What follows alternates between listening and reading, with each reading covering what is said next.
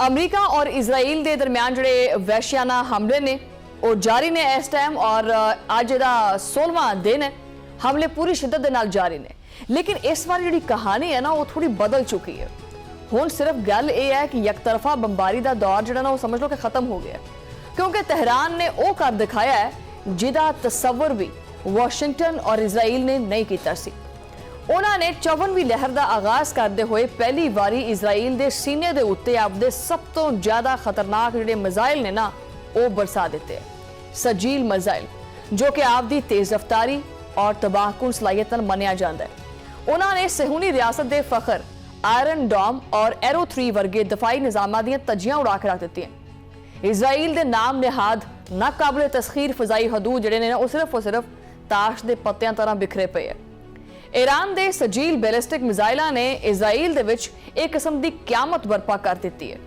सहूनी रियासत का कोना कोना नुक्कर नुक्कर जिहड़ी है ना वो लरस गई है। तेल अवीव तो लैके हैफा तक जमीन मुसलसल धमाकियां नाल कंबदी पई है। बहुत सारे मकामात दे उत्ते अग हजे भी भड़कदी पई है, जिन्हों बुझाण वाला कोई भी नहीं हैगा। वड्डियां वड्डियां जिहड़ियां लंबियां लंबियां इमारतां सी वो मलबे का ढेर बन चुकी हैं और सड़कों के उत्ते खड़ोतियां महंगियां महंगियां गड्डियां जिहड़ियां ने वो एक लोहे का ढेर बन चुकी हैं। इजराइली मीडिया जो कि हमेशा तो आपदी शिकस्त नुकसानात नूं दुनिया तो छुपाउण की कोशिश भी करता है, और तुसीं देखिया है कि इजराइल दे विच जिन्नी बमबारी हुई है उहदे करके इजराइल दे जो नुकसानात हुंदे पए सी, जो बिल्डिंग्स जलदियां पईयां सी, उन्हां दी कोई भी वीडियो जिहड़ी है वो सोशल मीडिया के उत्ते मंजरे आम ते नहीं आ सकी। हालांकि बहुत सारे लोगों नूं जिहड़ा वो वीडियोज़ जारी करन दे उत्ते फड़िया भी गया। इस बारी आपदी शर्मिंदगी छुपाउण दे विच भी वो नाकाम रहा। अच्छा, उन्होंने मजबूरन ये तस्लीम करना पाया कि तल अवीव दे विच अमरीकी कौंसल जनरल जी रिहाइश है उहदे उत्ते ईरानी मिसाइलों का बराह रास्त जिहड़ा निशाना वो दागिया गया है और वो बराह रास्त निशाना बनी है। कौंसल जनरल के घर के अंदरूनी हिस्से की तबाही की तस्वीर हुण पूरी दुनिया के सामने आ गई है, जो कि यह पैगाम देंदी है कि हुण अमरीकी हुकाम भी महफूज नहीं हैगे। जिहड़े कहिंदे सी ना कि साडे तक तो कोई नहीं पहुंच सकता, साडा तो लोहे का पिंड है, लेकिन नहीं, वो भी महफूज नहीं हैगे। सिर्फ 24 घंटियां के दौरान 100 तो ज़्यादा इजराइल के जिहड़े हैगे ने जख्मी होने की जिहड़ी सरकारी तस्दीक है वो लगभग हो चुकी है, जबकि जिहड़े ज़मीनी जराए ने वो दसदे पे है कि हलाकतां और जख्मियां जिहड़ी असल तादाद है वो उस तो किते ज़्यादा है, लेकिन असीं की करिए सानूं दस्सण नहीं देंदे। सेंसरशिप के जरिए इनू दबाउण की मुकम्मल तौर पर कोशिश की जाती है। उन्होंने आख्या जी कि अच्छा ये भी चीज़ सामने आ रही है कि ईरान ने जो ना वो सिर्फ हमला ही नहीं किया, बल्कि आपदी सरजमीन के दिफा दे विच भी दुश्मन नूं नक थाणी चने चबवाए है। कोई भी मुंह थाणी नहीं खाने, ये नक थाणी खाने है। ईरानी फौज ने फिजावां दे विच आपदी जदीद तरीन टेक्नोलॉजी का जो लोहा है ना वो मनवा दिता है, पूरी दुनिया ने देखा। सुबह लॉरिस्तान के पहाड़ों के विच ईरानी दिफाई निज़ाम ने अमरीका के इंतहाई जदीद तरीन और महंगे तरीन हथियार यानी AGM 158 स्टील्थ क्रूज मिसाइल जिहड़ा है उन्होंने फिजा दे विच ही निशाना बना के तबाहो बर्बाद कर दिता। और तुहानूं पता है कि ये वही मिसाइल है जिहदे बारे च पेंटागॉन जिहड़ा ना वो लत्त ते लत्त रख के दावा करता सी कि दुनिया का कोई भी रडार इहनूं वेख के तां विखावे। उन्होंने भुआ के थल्ले मारे। उन्होंने आख्या कि जी रडार देख ही नहीं सकता इहनूं। ईरान ने इस स्टील्थ मिसाइल नूं मार के अमरीकी फौजी सनत और टेक्नोलॉजी का जिहड़ा हैगा ना ताबूत उहदे विच एक आखिरी केल ठोक दिता है, बंद करता है उहदे विच। इस वाक्य ने चीज़ साबित की है कि हुण जिहड़ी अमरीका का एक धौंस सी ना, वैसे फस चुकिया है अमरीका इत्थे।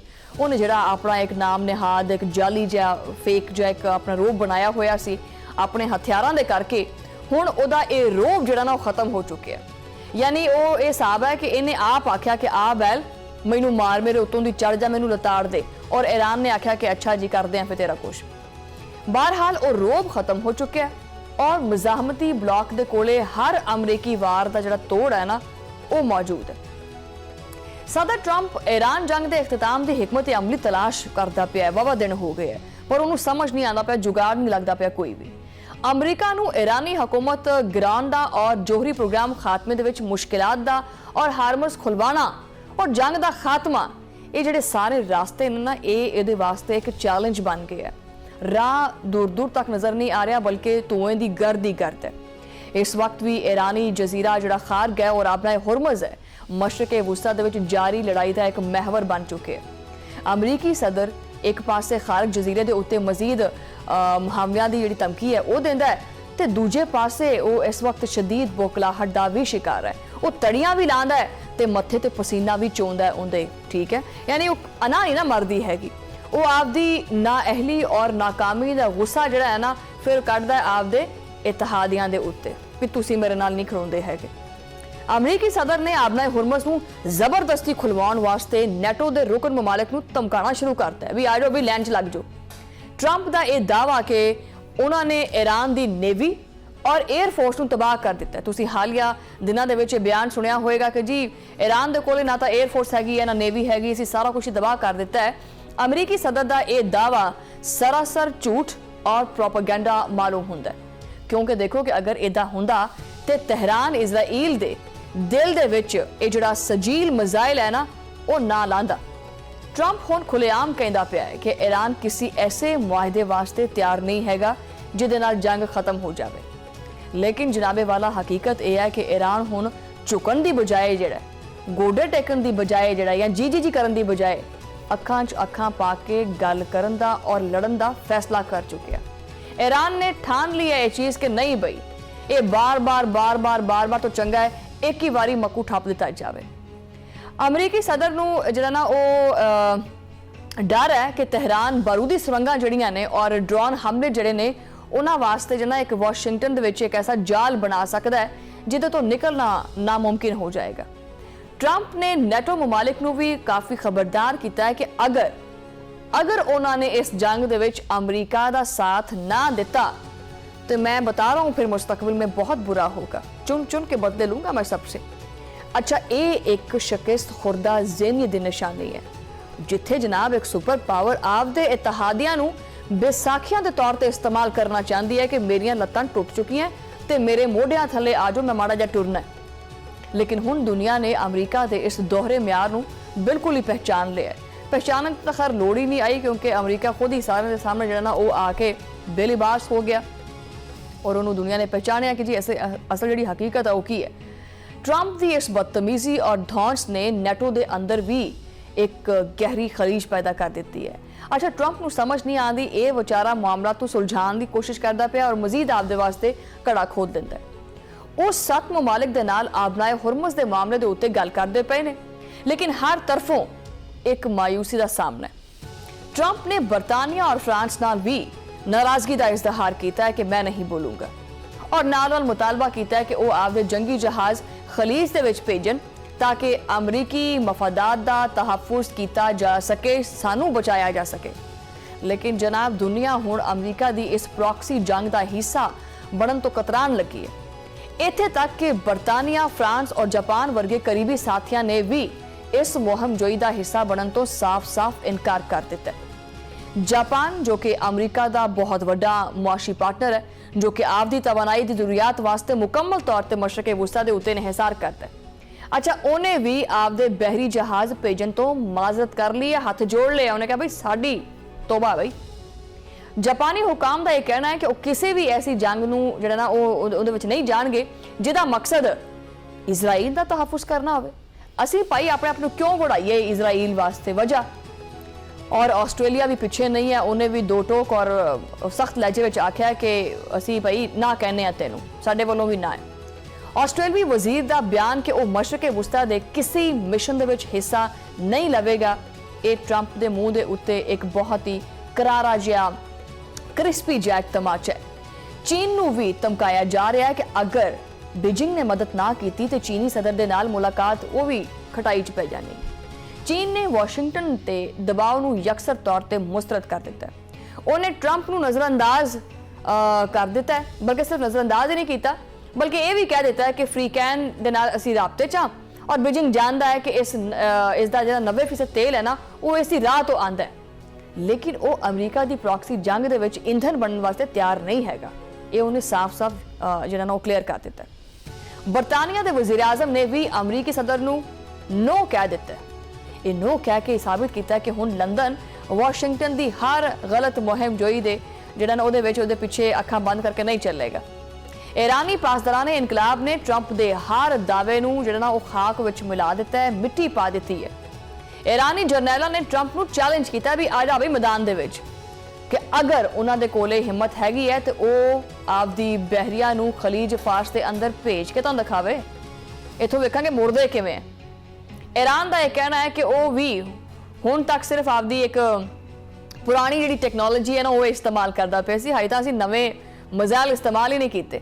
ਉਹਨਾਂ ਨੇ ਆਖਿਆ ਕਿ ਜੀ ਜੂਨ 2025 ਤੋਂ ਬਾਅਦ ਦੇ ਜਿਹੜੇ ਜਦੀਦ ਮਿਜ਼ਾਈਲ ਨੇ ਨਾ ਉਹ ਤਾਂ ਹਜੇ ਉਹਨਾਂ ਦਾ ਤਾਂ ਅਸੀਂ ਮੂੰਹ ਵੀ ਨਹੀਂ ਵਿਖਾਇਆ, ਉਹਨਾਂ ਮਿਜ਼ਾਈਲਾਂ ਦੀ ਤਾਂ ਹਜੇ ਮੂੰਹ ਵਿਖਾਈ ਹੋਣੀ ਬਾਕੀ ਹੈ। ਇਹ ਮੂੰਹ ਵਿਖਾਈ ਜਿਹੜੀ ਹੈ ਨਾ ਉਹ ਦੇਣੀ ਹੈ ਅਸੀਂ ਅਮਰੀਕਾ ਨੂੰ। ਅੱਛਾ, ਇਹ ਜਿਹੜਾ ਬਿਆਨ ਹੈ ਉਹ ਵਾਸ਼ਿੰਗਟਨ ਦੇ ਈਵਾਨਾਂ ਦੇ ਵਿੱਚ ਖੌਫ ਦੀ ਜਿਹੜੀ ਲਹਿਰ ਹੈ ਉਹ ਤਾਰੀ ਹੋ ਗਈ। ਉਹ ਤਾਂ ਅੱਗੇ ਸਿਰ ਫੜ ਕੇ ਬੈਠੇ ਹੈ ਵੀ ਇਧਰੋਂ ਮਿਜ਼ਾਈਲ ਠੋਕੀ ਜਾ ਰਿਹਾ ਇੰਨੇ, ਉੱਤੋਂ ਈਰਾਨ ਨੇ ਕਹਿਤਾ ਕਿ ਹਜੇ ਤਾਂ ਗਦਾਮਾਂ ਚੋਂ ਬਾਹਰ ਨਹੀਂ ਕੱਢੇ ਅਸੀਂ ਮਿਜ਼ਾਈਲ, ਹੈ ਤਾਂ ਉਹ ਵੀ ਆਉਣ ਨੂੰ ਤਿਆਰ ਨੇ। ਇਹਦਾ ਮਤਲਬ ਹੈ ਕਿ ਮਾਮਲਾ ਮਜ਼ੀਦ ਸੰਗੀਨ ਹੁੰਦਾ ਜਾ ਰਿਹਾ ਹੈ। ਇਹ ਜਿਹੜਾ ਅਮਰੀਕਾ ਚਾਹ ਰਿਹਾ ਸੀ ਕਿ ਈਰਾਨ ਗੋਡੇ ਟੇਕੇਗਾ, ਹਾਲਾਤੋਂ ਵਾਕਿਆਤ ਲੱਗਦੇ ਪਏ ਨੇ ਕਿ ਇਜ਼ਰਾਈਲ ਔਰ ਅਮਰੀਕਾ ਈਰਾਨ ਦੇ ਗੋਡੇ ਫੜੇਗਾ।